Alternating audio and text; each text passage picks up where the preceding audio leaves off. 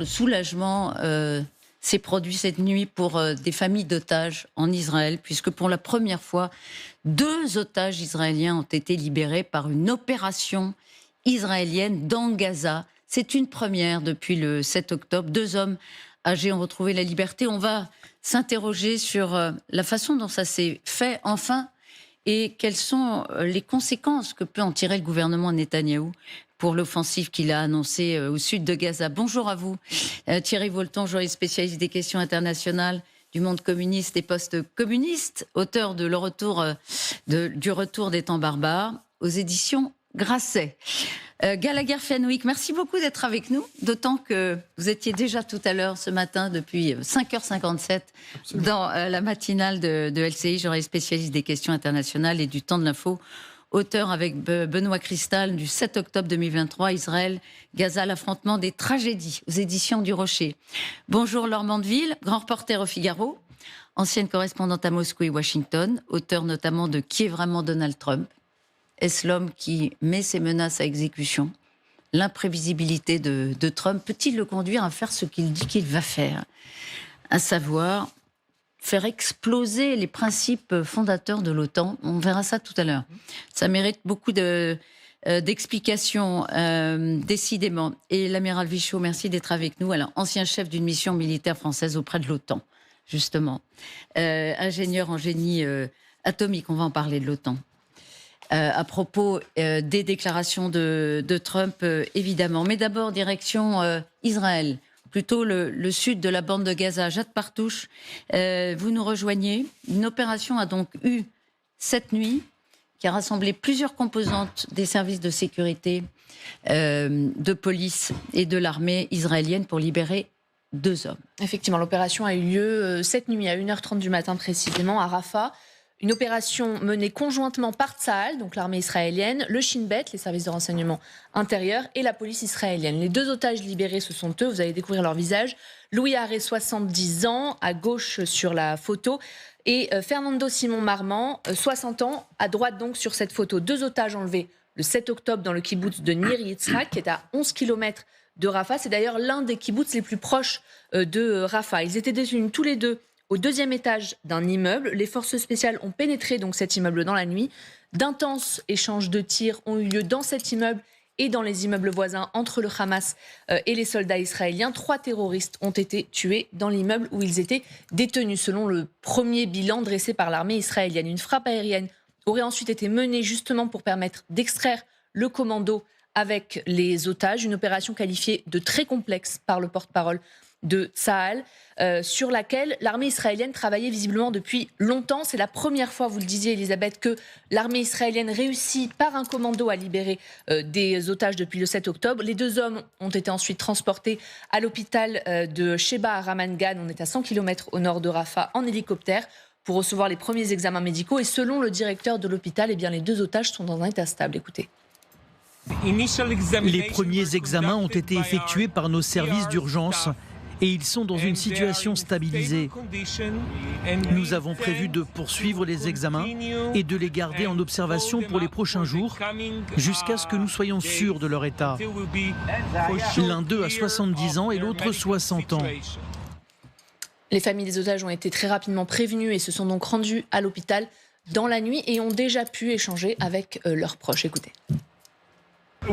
Nous sommes arrivés ici vers 4h30, 5h. Nous avons réussi à les voir tous les 2, Fernando et Louis. Je peux dire que d'après ce que nous avons vu, pour le moment ils sont toujours sous surveillance médicale, ils sont toujours au lit. Ils semblent aller bien, si je puis dire. Ils font beaucoup de traitements médicaux. Beaucoup de contrôles. Il n'a même pas oublié qu'aujourd'hui c'est mon anniversaire. Alors la première chose qu'il m'a dit c'est « Idan, c'est ton anniversaire aujourd'hui ?» Alors un point sur les otages restants. Si on enlève les 2 otages libérés cette nuit, il reste 132 otages détenus par le Hamas depuis le 7 octobre, dont 29 seraient morts selon les autorités israéliennes. Merci beaucoup Jade. 4 mois, plus de 4 mois otages dans la bande de Gaza. Donc ils ont été détenus On ne sait pas depuis combien de temps. Ils ont été transférés ou pas. Est-ce qu'ils l'étaient depuis le début? Au sud, on va voir la carte, vraiment au plus au sud de cette bande de Gaza. D'abord sur l'opération. Alors on sait peu de choses. Je crois que Jade a dit tout ce qu'on savait, c'est-à-dire d'abord une frappe aérienne, puis une libération dans une opération dite très complexe qui a réuni le Shin Bet, la police et l'armée. Amiral, d'abord, une appréciation du militaire que vous êtes. Quand on dit une opération très complexe, ça veut dire quoi? Par les moyens engagés déjà, puisque manifestement, il n'y a pas que des forces armées qui y sont intervenues, il y a également les forces de sécurité, puisque la police est citée. D'autre part, c'est une opération manifestement dans laquelle l'assaut par air, c'est-à-dire il y aurait même eu aussi des tirs depuis des bateaux en mer. Donc entretenir le chaos autour de l'immeuble qu'on vise, forcer les gens à baisser la tête.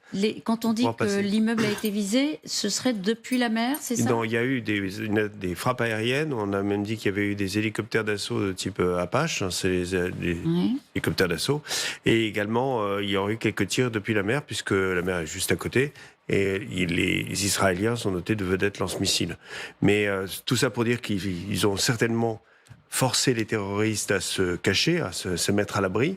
Et ils ont profité du fait qu'ils étaient à l'abri pour attaquer pour attaquer et délivrer les otages. La frappe aérienne et la frappe depuis la mer, elle vise à faire fuir les terroristes qui sont autour des otages. Sinon, à les faire fuir, au moins à ce qu'ils se mettent à l'abri. C'est-à-dire qu'ils baissent la tête, ils pensent à se protéger eux, plus qu'à veiller les gens qui arrivent.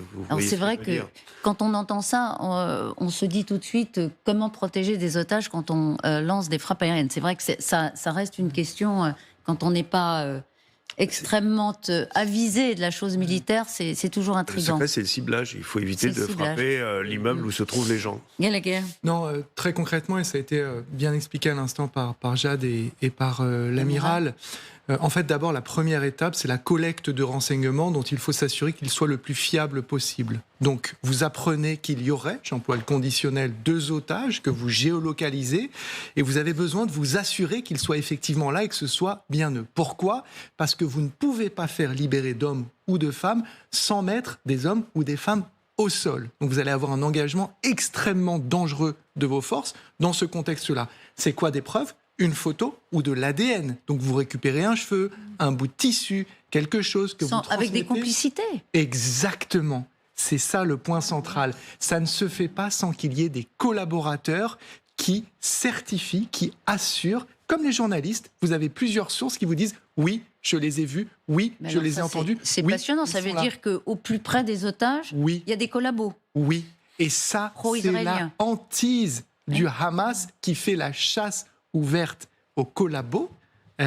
Et ensuite, une fois que vous avez cela, il faut effectivement, et Jade l'a très bien expliqué, une coordination entre différents services. Le renseignement, oui, ils sont là. L'armée, d'un point de vue opérationnel, avec si vous voulez, une coordination entre les frappes, mais les forces spéciales qui vont physiquement rentrer, aller les chercher. Après, pourquoi est-ce qu'il y a ce déluge de feu ?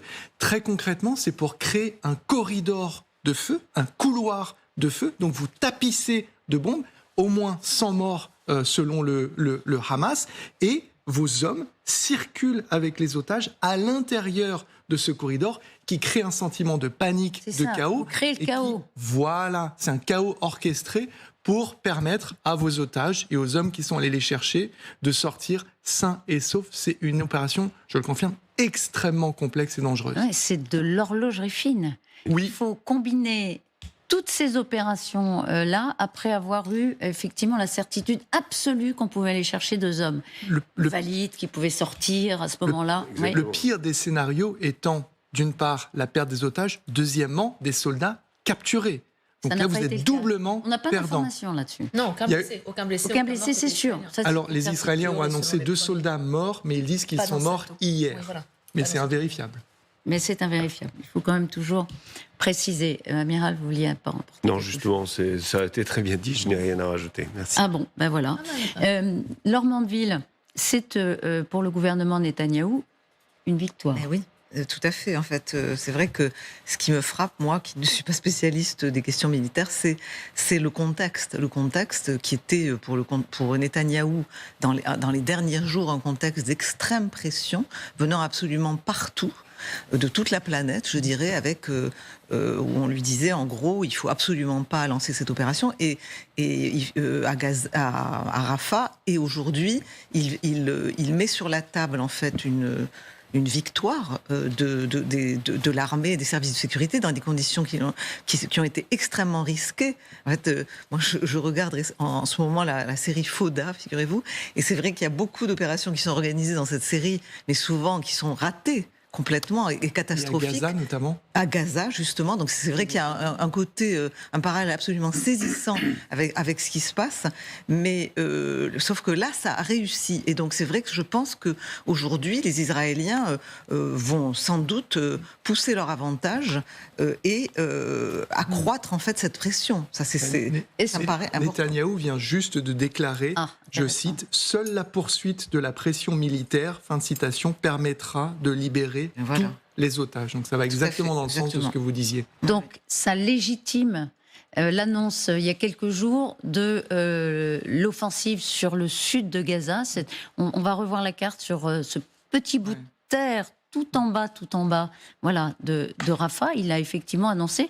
Et là, à l'instant, il dit que seule l'opération militaire peut le faire. Et ça, c'est un message qui est adressé, Laure, à la communauté internationale, mais surtout aux familles des otages qui, samedi soir encore, à Jérusalem, disaient qu'il fallait mettre fin à cela parce que ça met en péril, selon ces familles, la vie des otages. Donc ça remet, pardonnez-moi l'expression, une petite pièce dans la machine de ce débat qui polarise la société israélienne sur pour ou contre la poursuite de l'intensification des opérations, afin de savoir si ça met la vie des otages en danger ou est-ce que ça permet de les libérer. Vous diriez que c'est la libération que le Premier ministre israélien attendait depuis le 7 octobre, 9 octobre, depuis 4 mois, pour effectivement avoir les mains libres, y compris dans le débat, oui, ce qui pour est vrai, poursuivre cette guerre à Gaza. Ce qui est intéressant, c'est le timing, parce que c'est vrai qu'aujourd'hui, il y a de l'autre côté